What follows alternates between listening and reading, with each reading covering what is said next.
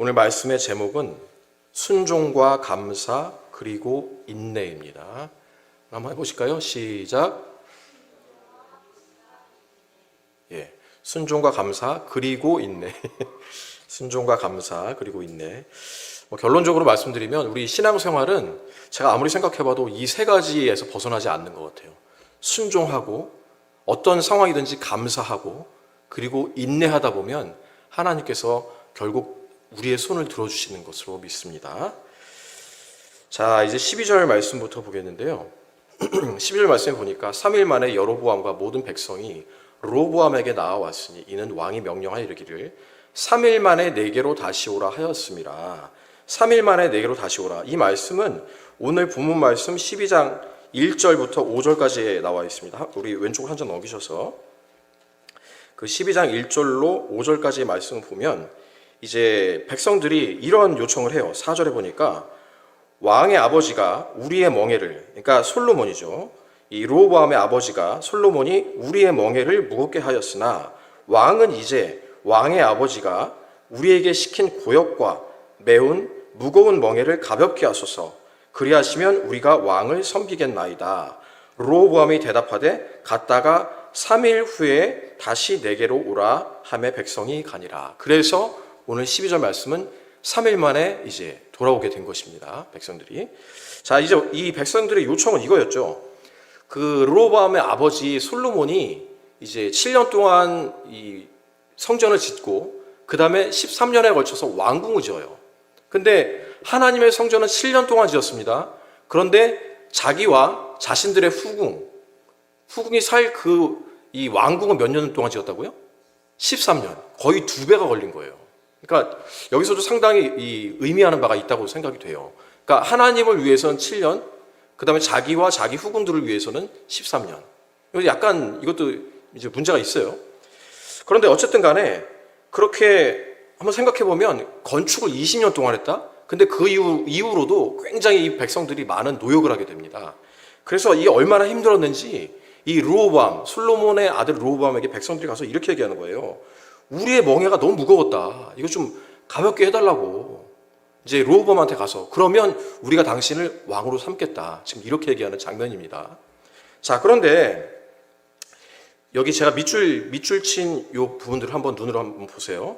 왕이 이제 르호보암이 포악한 말로 그 다음에 노인의 자문을 버리고 14절 어린 사람들의 자문을 따라 그 다음에 멍에를 더욱 무겁게 했고 그 다음에 솔로몬은 채찍으로 너희를 징계했는데 나는 전갈 채찍으로 너희를 징찰이라 했고 그 다음에 이 모든 것이 여호와께로 말미암아 난 것이다. 지금 이렇게 르호보암이 얘기하고 있습니다. 자, 르호보암은 3일 동안 장고를 해요. 장고. 여기 보니까 길장자에 뭐 고민하다 생각하다 그런 뜻이죠.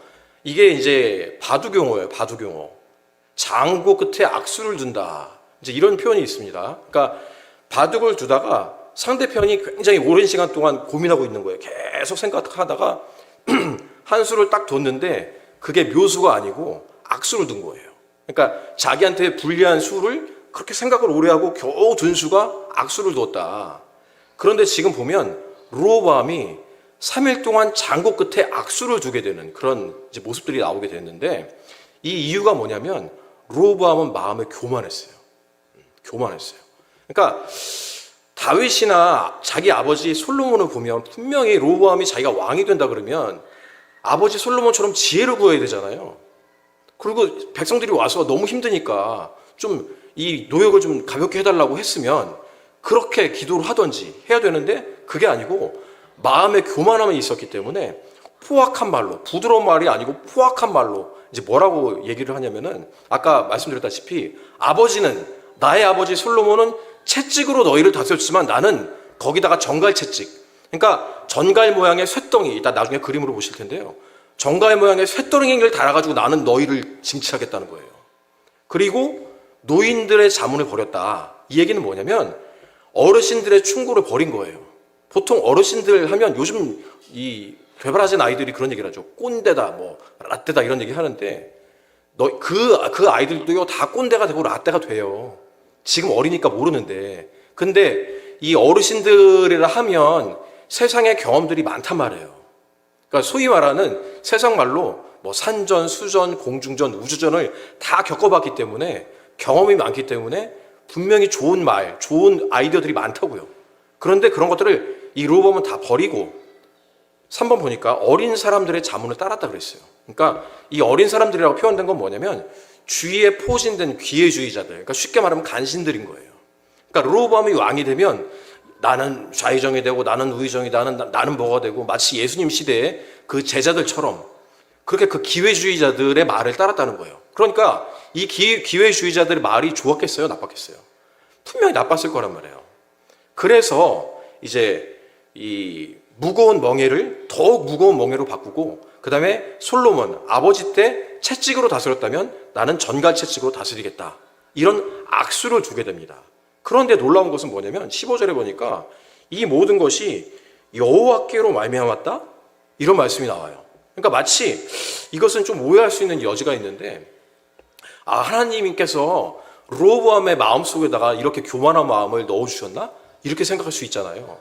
그런데 출애굽기 10장 27절과 로마서 1장 26절로 28절에 보면 출애굽기 10장 27절 말씀이 뭐냐면 이런 말씀이에요. 여호와께서 바로의 마음을 완악하게 하셨으므로 그들 보내기를 기뻐하지 아니하고, 이 장면은 뭐냐면 모세가 이스라엘 백성들 그 노예 생활을 이집트에서 하고 있는 노예를 생활하고 있던 이스라엘 백성들을 출애굽시키는 과정 중에서 하나님께서 10가지 재앙을 이제 보여주십니다. 그런데 9가지 재앙을 보여주시는 그때까지도 바로의 마음이 완악했어요.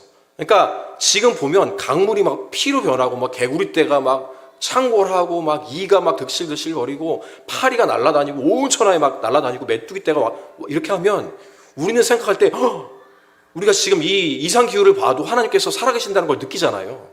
그런데 그 9가지 엄청난 재앙들을 보고서도 바로의 완악한 마음이 변하지 않는 거예요. 즉 하나님께서 바로의 마음이 완악하게 만드신 것이 아니라 바로의 마음이 완악한 걸 그냥 내버려 두셨다는 거예요. 그냥 그렇게 내버려 두신 거예요.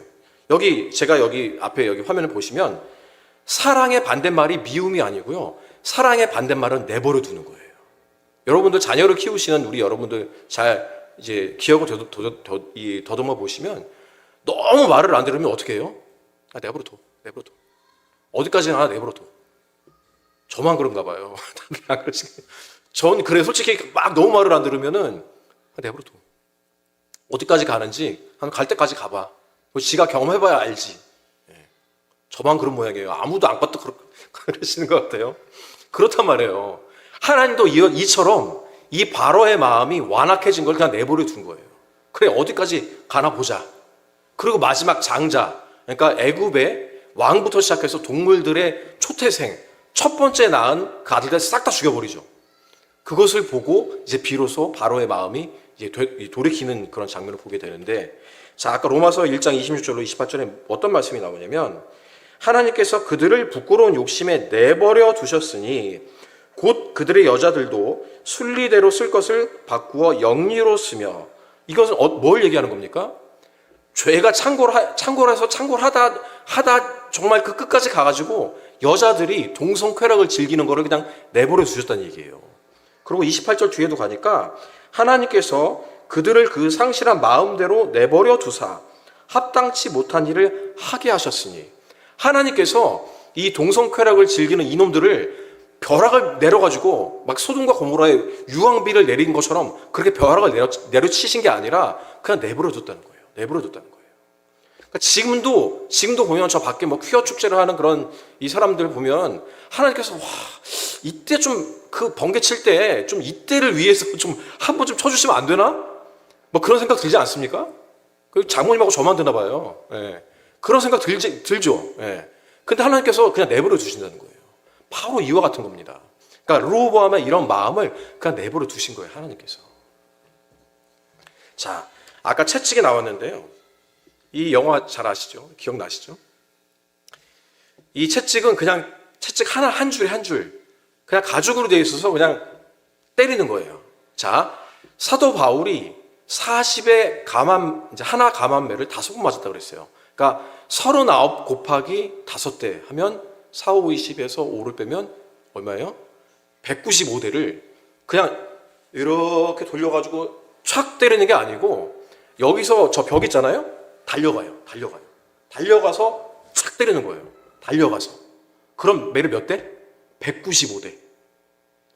왜냐면 이 당시에 법은요 40대를 못 때리게 돼 있어요. 그러니까 40에서 하나 가만 39대씩 5번 맞은 거예요. 왜? 2단 예수 전한다고. 그 당시에는 예수 전하는 게 2단이었어요. 바울도 사울이었을 때는 예수 믿는 예수 2단 잡으러 다니는 그런 사람이었잖아요. 그런데 바울이 변화되고 이 채찍으로 몇 대 맞았다고요? 195대? 우리 효준이 어때요? 한 대 이런 걸로 여기서 저 벽까지 뛰어가서 한 대만 맞아도 어떻게 될 것 같아요? 그냥 기절할 거예요. 이따 동영상 한번 보시겠지만 우리 예수님께서 채찍 맞으시는 모습 볼 거예요. 우리 유명한 영화에서 보지만 그 영화 볼 텐데 아까 정말 설교 준비하면서 정말 제 마음이 찢어지더라고요. 그런데 어쨌든 이 채찍은 한 줄짜리 채찍입니다. 그런데 로보암은 어떤 채찍으로 한다고요? 정갈 채찍. 자, 아까 한 줄짜리 채찍이었죠. 그런데 줄이 여러 가닥이에요. 근데 저 뒤에 보니까 쇠로 된 전갈 모양의 쇠로 된 이걸 정갈 채찍이라고 하는 거예요. 자, 이걸 때리면 아까 한 줄은 가서 한 줄만 가서 촥 맞겠죠. 그런데 이 채찍은 어떻습니까? 촥 가서 살을 딱 잡아가지고 딱 뽑으면 어떻게 돼요? 살들이 다 우두두 떨어지는 거예요.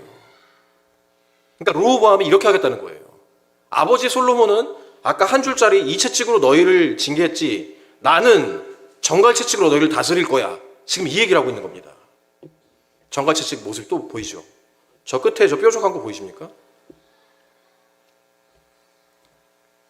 자, 이제 16절부터 19절 제가 밑줄 쳐놓은 거 한번 쭉 보겠습니다. 온 이스라엘이, 여기서 이스라엘이라고 한 것은 북이스라엘을 얘기해요. 유다라고 얘기하는 건 남유다를 얘기하는 것이고 온 이스라엘이 이제 얘기하는 겁니다. 그 르호보암의 마음이 변하지 않으니까 우리가 다윗과 무슨 관계가 있느냐. 그러니까 이제 다윗의 자손, 다윗과 솔로몬과 르호보암으로 이어지는 그 자손과 우리가 무슨 상관이 있어? 지금 그 얘기를 하는 거예요. 다윗이여, 이게 다윗이여라고 불렀지만 다윗을 부른 건 아니죠. 르호보암을 부른 거예요. 르호보암이여, 이제 너는 네 집이나 돌아봐라. 너의 그 남유다나 돌아봐라. 우리는 북이스라엘로 간다. 지금 이 얘기를 하는 겁니다. 17절. 유다 성읍들에 사는 이스라엘 자손에게는 르호보암이 그들의 왕이 되었더라. 즉 남유다 왕국이 이제 된 거예요. 이제 분열된 거예요. 그리고 이제 그 모습을 보고 르호보암 왕이 역군의 감독 아도람, 그러니까 이 이스라엘 이 백성들이 그 고된 노역을 할 때 이 감독관이었던 아도람을 보내는 거예요. 이 이스라엘 민족한테 보내면 이 사람들이 아도람을 보고 두려워하겠지. 그래서 내 말을 듣겠지. 그랬는데 결과는 어떻게 됐습니까? 온 이스라엘이 이 아도람을 돌로 쳐서 죽였다는 거예요. 르호보암의 생각하고 완전히 반대로 간 거죠. 두려워해야 되는데 어떻게 했다고요? 돌로 가서 쳐 죽였다는 거예요. 그러니까 이 모습을 보고 르호보암 왕이 급히 수레에 올라서 예루살렘으로 도망간 거죠. 자, 이제 르호보암이 아까 이제 말씀드렸다시피 자신들의 말을 듣지 않자 각자 이제 흩어진 거예요. 이제 북이스라엘 민족들이 르호보암 왕한테 그렇게 얘기를 했는데 자신들의 말을 듣지 않자 각각 이제 흩어지게 된 겁니다.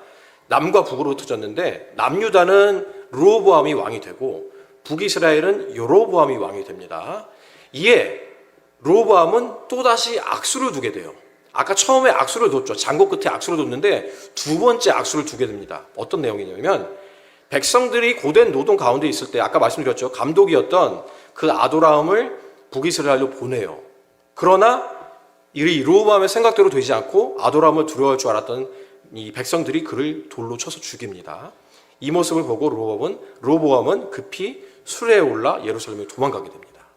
자, 이제 20절로 24절 주침 부분 눈으로 따라오시죠. 여로보암이 온 이스라엘 왕이 되었고요.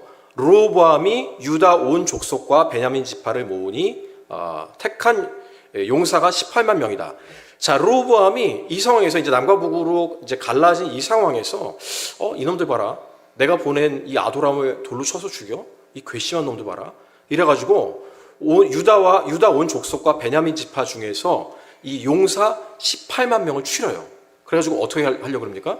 이제 이스라엘 족속과 싸워가지고 그 나라를 이제 하나로 만들려고 그런 이제 또 악수를 두는 거예요.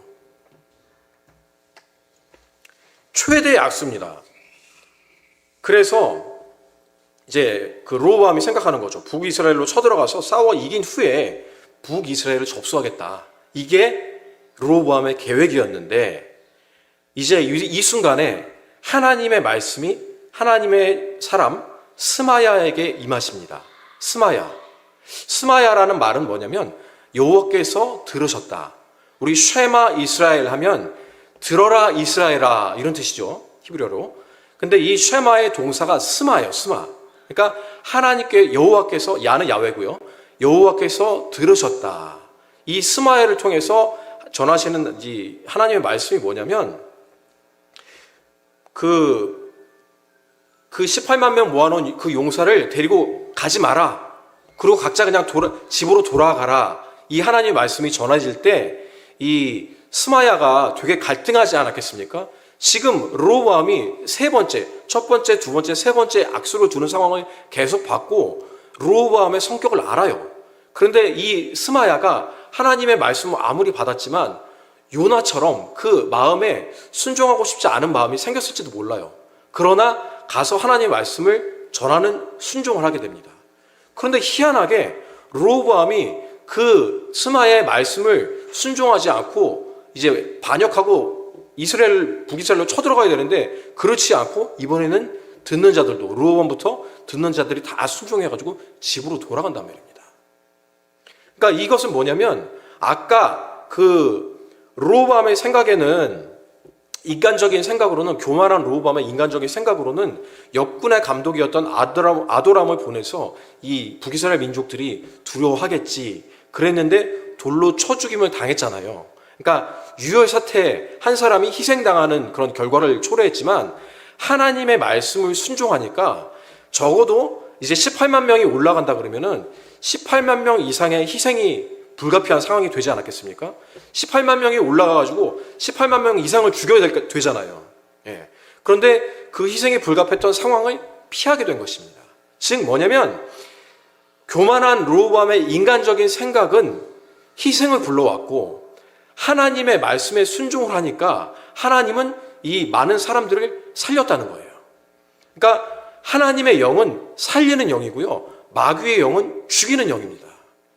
세상에 나가면요, 마귀가 우리를 유혹해서 어떻게 해서든지 우리가 하나님의 신앙에서 끊어지게 하는 그 영이 바로 사탄의 영이라는 것입니다. 자, 순종이 제사보다 낫다라는 말씀이 있어요. 사무엘상 15장에 보면 이제 사무엘이 전투에 나가가지고 하나님께서 그 백성들로부터 시작해서 모든 동무들까지 싹 다 아말렉을 싹 다 멸하라고 말씀하시는데 사무엘에 가서 다 죽이다 보니까 좋은 소와 양과 염소들 소리가 들리는 거예요. 얘네들은 추려가지고 내가 하나님 앞에 가가지고 요거를 한번 제사할 때 좀 드려야 되겠다 이러고 가지고 오는 거예요. 근데 이제 사무엘이 뭐라 그럽니까? 자, 사울 왕이요, 이 지금 들리는 소리가 뭡니까? 이 지금 소와 양과 염소의 소리가 뭐죠? 그랬더니 사무엘이 뭐라 그럽니까? 사울 왕이 뭐라 그래요? 제가 이게 딴 게 아니고 하나님께서 싹 다 멸하라고 하셨는데 요거 데려와가지고 하나님께 드리면 하나님께서 기뻐하실 것 같아서 제가 데리고 왔어요. 저 참 잘했죠.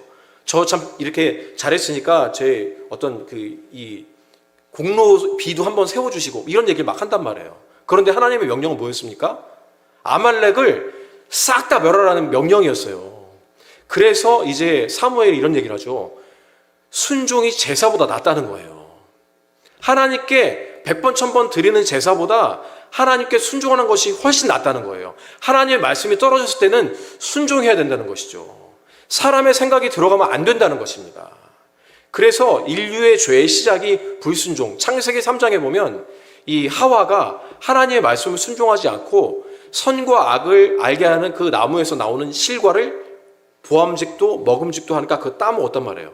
그래서 그것을 아담에게 가서 같이 따먹고 죄의 시작되는, 그것이 바로 불순종의 시작, 죄의 시작이라는 것입니다. 자, 아까도 말씀드렸지만 신앙생활의 불변의 원리는 뭐냐면요, 순종하는 거예요. 순종하는 거예요. 그런데 순종하면 우리가 순종한다 그래서 좋은 일만 생깁니까?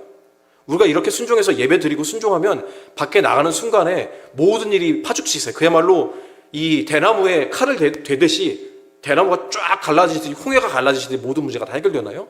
그렇지 않아요. 그렇지 않아요. 어려움이 생길 수 있는데 그 속에서도 감사하라는 거예요. 그래서 말씀에도 있지요. 범사에 감사하라. 범사에 감사하라. 모든 일에 감사하라는 것입니다. 순종하고 감사하고 인내하라는 것입니다. 이것이 너희를 향한 하나님의 뜻이라는 거예요. 자, 아까 말씀드린 이제 동영상 보겠는데요.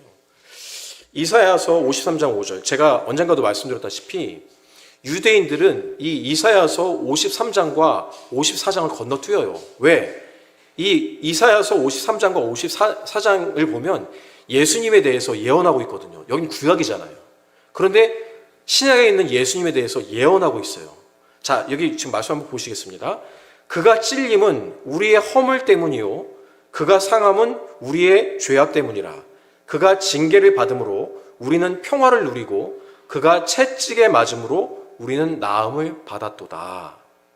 믿습니까? 하나님께서, 예수님께서 십자가상에서 찔렸다는 거예요. 창으로 찔리죠. 왜? 우리의 허물을 위해서 찔렸다는 거예요. 그리고 그가 상함은 우리의 죄악을 위해서 상하신 것이고 징계를 받음으로 우리는 평화를 누리고 그가 채찍에 맞음으로 우리가 나음을 입었다는 것입니다. 우리가 그래서 그 영육간에 제가 항상 고통 가운데 있는 우리 지체들을 위해서 기도하자고 할 때 이 말씀을 붙잡고 기도하는 거예요. 예수님께서 채찍에 맞음으로 우리가 나음을 입었다고 말씀하시지 않았습니까? 그 말씀 의지하여 기도합니다. 주님, 저희를 불쌍히 여겨주시고 그 채찍에 맞은 예수 그리스도의 피 묻은 손으로 우리를 안수해 주십시오. 이렇게 기도하는 거예요. 그 말씀이 바로 이 말씀입니다. 자, 이제 동영상 보시고 기도하시겠습니다.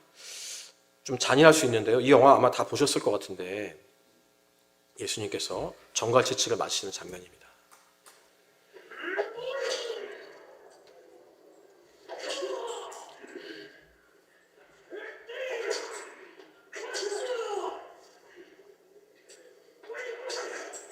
처음엔 저 회초리 같은 걸로 그냥 맞습니다. 이제 점차로 아까 한 줄짜리 채찍을 맞고 그 이후에 정갈 채찍을 맞게 되는데요.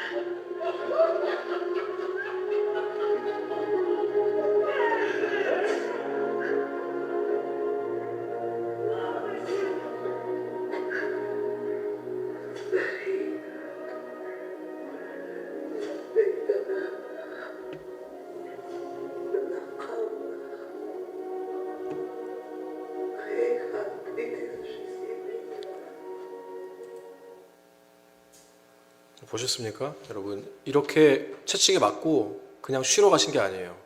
이제 이 채찍을 맞으시고 십자가를 지러 가십니다. 아까 말씀드렸죠? 그가 채찍에 맞음으로 우리가 나음을 입었다. 우리 영육간에 고통당하는 우리 지체들 있습니까?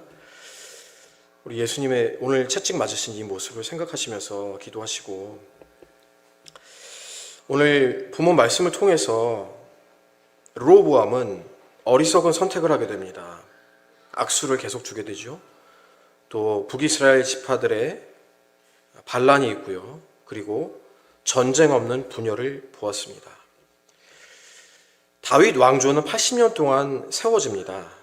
그런데 분열되는 것은 단 3일이면 족하더라고요. 오늘날 우리의 삶은 어떻습니까? 국가적으로든 교계든 공든탑이 무너지는 모습을 우리는 지금도 목도하고 있습니다. 또한 오늘 말씀을 깊이 묵상해 보면 이전의 모든 사건과 이후의 모든 사건 속에 하나님께서는 계획을 갖고 계시고 그 계획 속에 중요한 포인트마다 말씀을 하시는데 그 말씀을 전하는 자의 순종과 더불어 듣는 자들의 순종, 즉 완벽한 순종을 하나님께서는 요구하고 계십니다. 참된 왕이요, 참된 선지자요, 참된 대제사장이신 예수 그리스도는 바로 순종의 결정체입니다. 오늘을 사는 저와 여러분, 에베네셀로 인도하신 하나님께서 우리가 앞으로 만날 날들에 대해 어떤 계획을 갖고 계신지 우리는 아무도 모릅니다. 그러나 한 가지 중요한 것은 오늘 본문에 등장하는 스마야처럼 하나님의 말씀을 담대히 전하는 순종, 그리고 그 말씀을 듣는 자들의 순종, 즉 어떤 상황에서든 하나님의 말씀에 귀 기울이고 오로지 순종하고 감사하며 인내로 승리하는 저와 여러분들을 하나님께서는 기다리고 계신다는 것입니다. 그런 저와 여러분들이 되시기를 주님의 이름으로 간절히 축원드리겠습니다.